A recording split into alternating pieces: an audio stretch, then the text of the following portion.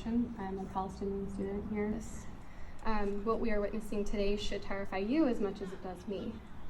Mahmoud Khalil, a Palestinian Columbia University student and a green card holder, was just abducted by ICE over the weekend for speaking out against the genocide of the Palestinian people on campus. He broke no laws, yet he was abducted on the grounds of deportation. Since when is speaking truth to power a deportable offense? This is part of a long, dark history of silencing dissent in this country. Malcolm X, Martin Luther King, Black Panthers, all murdered by the United States for publicly speaking opinions contrary to US interests. And the US has a pattern of disappearing those it dislikes, of crushing voices that demand justice. And then we glorify and uplift those voices many years later when we should have taken action to protect them when it mattered most. And today that pattern continues with Mahmoud, with Palestinians, and countless others.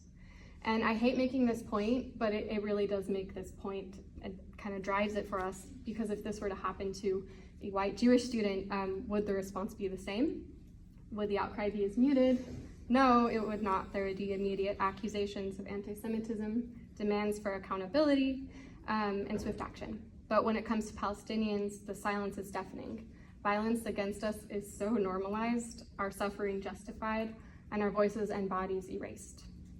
If, for example, your main concern is really to fight anti-Semitism and you don't care what happens to people of any other identity, you are actually paving the way for literal anti-Semites to gain more power by standing aside as Palestinians are abducted. By turning a blind eye to the abduction of Mahmoud, by allowing this to become a blueprint for targeting other student activists, you're complicit in a system that dehumanizes and destroys. We are punished for speaking out against the genocide of our people, especially for those of us who have family in Gaza, for daring to say that our people deserve to live. Your silence hurts us. So I ask, what will you do? How will you stand up for your Palestinian students? What steps will you take to ensure that no more voices are silenced, no more lives upended? The time for silence is over. The time for action is now, because if we do nothing, the abductions will not stop here.